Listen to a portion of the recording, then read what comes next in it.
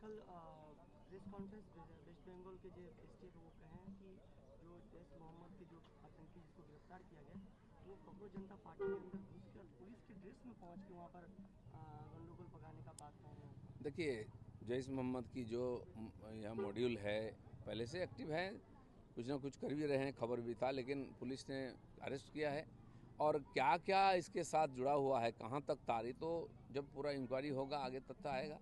अनुमान के आधार पर, संदेह के आधार पर बहुत कुछ बातें बोला जा रहा है, इससे भी भयंकर कुछ हो सकता है। पर एसटीएफ ने कहा है कि पूरी पाकिस्तान से ये ऑपरेट किया जा रहा था, जो पाकिस्तान से बोला जा रहा था जैश मोहम्मद के लीडर की तरफ से वो ये हामिद मुंटल बिल्कुल सही है। पाकिस्तान का तार अभी क्या है कि जो इलेक्ट्रॉनिक्स माध्यम हो गया है, सोशल मीडिया, इंटरनेट हो, इसके माध्यम से आसान हो जाता है संपर्क करना, और उसी का माध्यम से ही पुलिस ने उसको पकड़ा है।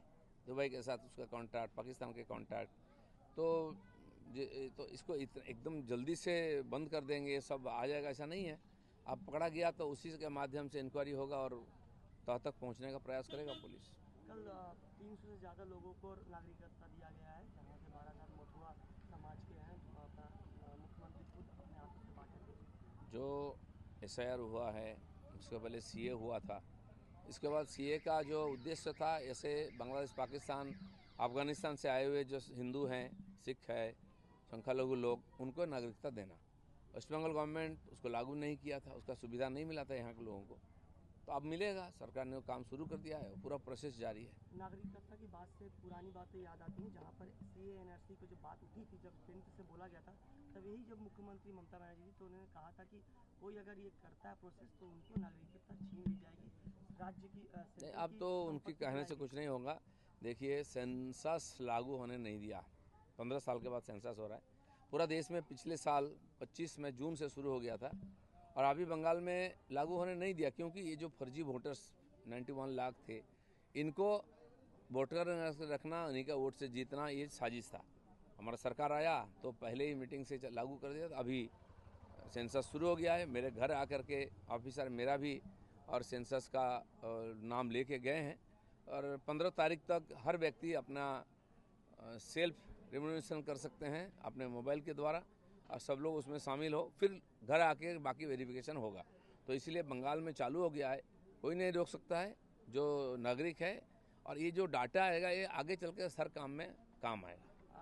कॉकरोच के प्रोटेस्ट के समय जो युवा जो जेनजी ने गाली दी थी प्रधानमंत्री को, आज वही युवा सोशल मीडिया पे अपने सॉरी कह रहे हैं प्रधानमंत्री जी को। देखिए, युवाओं को, विद्यार्थियों को भड़काना, बहकाना बहुत आसान है, और यहाँ जो आंदोलनवादी लोग हैं, कम्युनिस्ट हैं, ये बार बार ऐसा काम करते हैं, और विदेश का भी हाथ रहता है इसमें, सैकड़ों करोड़ रुपया आता है, और इन बच्चों को भड़काया जाता है। देखिए, इधर कोई धरना दे रहा है, लाठी खा रहा है, कोई 5 स्टार में पार्टी कर रहा है, ये सब तो एक्सपोज हो गया ना। तो जो बच्चे इनके बहकाव में आए थे और इस प्रकार गलत काम किए थे, उम्र कम है, कोर्ट ने भी उनको माफ़ी किया है। माननीय प्रधानमंत्री ने, जिनको टारगेट किया गया था, उन्होंने खुद माफ़ी किया कि वो अभिभावक हैं सबका। तो मुझे लगता है कि जो इनके पीछे थे ये सब कराने में, उनको पकड़ना चाहिए। कॉमनवेल्थ गेम्स में दादा भारत ने 10 स्वर्ण पदक जीता है, क्या बोलेंगे? पिछले 10 साल से देखिए, खेलकूद में भारत का ग्राफ ऊपर जा रहा है। खेलो इंडिया जो योजना लाया है सरकार ने, उसमें गांव-गांव से, स्कूल कॉलेज से लेकर बच्चों को ट्रेनिंग दे करके तैयारी किया जा रहा है। नीरज चोपड़ा को गोल्ड मिला था, विदेश भेज कर उनको ट्रेनिंग किया था, और आज कुश्ती है, बॉक्सिंग है, जहां परंपरागत हमारा अच्छा था, और भी अच्छा हो रहा है। तो खेलकूद भी एक मापदंड है कि देश की प्रगति हो रही कि नहीं, उसमें भी पता चल रहा है कि देश आगे बढ़ रहा है। बहुत अच्छा पदक मिल रहा है हमारे स्पोर्ट्समैन्स को, और इसके लिए हम भी गर्वित हैं, उनको अभिनंदन है। আমি দিলীপ ঘোষ আর বাকিদের বাইরে বেরোতে পারি না আসলে। হয়েছে? দেখুন, তসলিমা নাসরিন করি প্লিজ, নাহলে আমার চাকরি চলে যাবে তো। হয়েছে? এরকম করিস না আসলে। বলছি যে তসলিমা নাসরিন ফিরলেন, তাকে কলকাতা সাদরে গ্রহণ করলো, কিন্তু জয় গোস্বামী যখন তিনি মঞ্চে ডাকলেন, দর্শকদের মাঝখান থেকে আওয়াজ উঠলো তাকে মঞ্চে উঠতে দেওয়া যাবে না। দেখুন, তসলিমা নাসরিন একজন বিশ্ববিখ্যাত বাংলার সাহিত্যিক, তার লেখা নিয়ে লোকের দ্বিমত থাকতে পারে, আমরাও সহমত সব ব্যাপারে এরকম নয়, কিন্তু তিনি কলকাতার মতন মহানগরীতে এসেছিলেন, অতিথি হিসেবে, তাকে যেভাবে অত্যাচার করে ভয় দেখিয়ে তাড়িয়ে দেওয়া হয়েছিল, এটা বাঙালির পক্ষে অপমান। তাই আমাদের সরকার তাকে ডেকে নিয়ে এসে সম্মান দিয়েছে, মাননীয় মুখ্যমন্ত্রী নিজে ছিলেন। এটা ঠিক যে যারা এর বিরোধিতা মানে ওনাকে তাড়ানোর পক্ষে ছিল বা তাড়ানোর বিরোধিতা করেনি, এরকম সাহিত্যিকদেরকে কেন সম্মান দেওয়া হবে? তার মঞ্চে তো সম্মান দেওয়ার উচিত নয়। তাই জনতার থেকে স্বাভাবিকভাবে প্রতিবাদ এসেছে।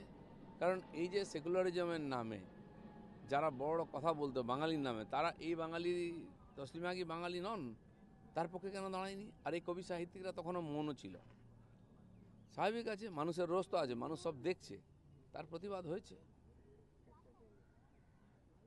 চলো। বরকতি সাহেব তিনি গতকাল বলেছেন যে নবীকে অপমান করেছিল এই তসলিমা নাসরিন, সেকালে বিমান বসুকে বলেছিলাম, কিন্তু আমি যদি আজ যেতাম, শরীর ভালো থাকতো, তাহলে আমি যেতাম এবং আমাকে কেউ আটকাতো, আমি যদি চলে যেতাম তাহলে কি হতো?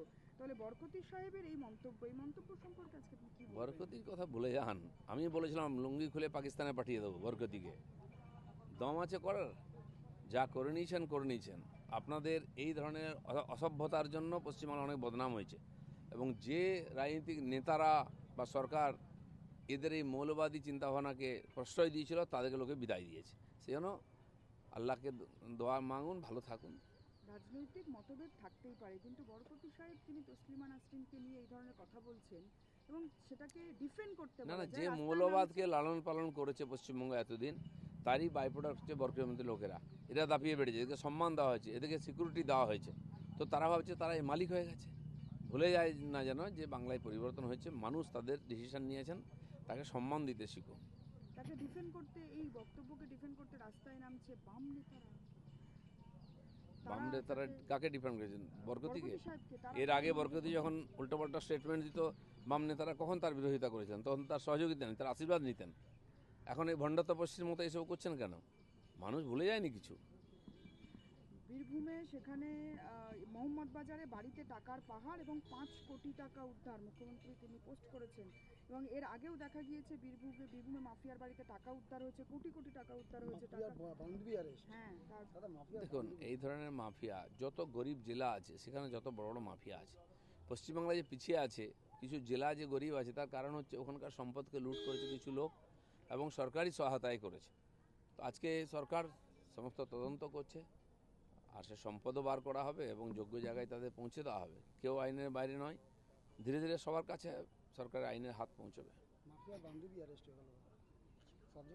বন্ধু বান্ধব অনেক লোক আছে যাদের মাধ্যমে এই টাকাগুলো তারা এদের ওদিক করতো, দেশ বিদেশ ঘুরতে যেত বন্ধু বান্ধব নিয়ে। সেসব ইতিহাস আছে, আমরা শুনতাম, জানতাম, কেউ শোনাচ্ছিল না। এখন তদন্ত শুরু হয়েছে, সব বেরোবে। কালকে মাননীয় প্রধানমন্ত্রী সোশ্যাল মিডিয়াতে বলেছে বাচ্চারা ভুল করতে পারে, সেটা নিয়ে অ্যাপোলজিস দিয়েছে। না, কি দেখুন, ওনার আমার মাকে আর আমাকে নিয়ে এটা যে ঠিকই, অভদ্র উনি কথা তো বলেছে। মাননীয় প্রধানমন্ত্রী আমাদের সবার অভিভাবক। বাড়িতে বাচ্চারা ভুল করলে আমরা মাফ করি। অলরেডি সুপ্রিম কোর্টও বলেছে 18 বছরের নিচে যারা আছে তাদের সাজা না দিতে। প্রধানমন্ত্রীকে অপমান করেছে, তার মা নিয়ে যারা কথা বলেছে, এই অর্বাচিন্ডা, যাদের পরিবারের সংস্কার বা যে সংগঠনের সঙ্গে যুক্ত তারা, তার সংস্কার সারা ভারত দেখেছে। ভারতবর্ষের মানুষ দুঃখী হয়েছে। এটা আমাদের সংস্কার নয়, পরম্পরা নয়। প্রধানমন্ত্রী তার পরিবারকে নিয়ে এই ধরনের বাচ্চারা কথা বলছে, কে তাদের শেখাচ্ছে, আস্কারা দিয়েছে, তারাও বুঝতে পেরেছে, সারা সমাজ ছিচি করছে। তো প্রধানমন্ত্রী অভিভাবক হিসাবে স্বাভাবিকভাবে তাদেরকে ক্ষমা করে দিয়েছেন। দিকে দিকে তোলাবাজি অভিযোগ আসছে, কোথাও আপনাদের বিধায়কের বিরুদ্ধেই অভিযোগ উঠছে স্বয়ং। সেখানে দেখুন, তোলাবাজি সংস্কৃতি এত সহজে উঠে যাবেন ভাবার কোনো কারণ নেই। পুলিশকেও বলা হয়েছে এরকম কমপ্লেন এলে তাদেরকে অ্যারেস্ট করা, ব্যবস্থা নেওয়া। এবং সেই তোলাবাজরাই আমাদের অনেক লোকের সঙ্গে চিপকে গেছে। আমাদের বহু নেতা আছেন যারা নূতন এই মধুতে আসক্ত হয়ে যাচ্ছেন, কিন্তু পার্টিও নজর রেখেছে, চেষ্টা করছে এগুলোকে অ্যাভয়েড করতে।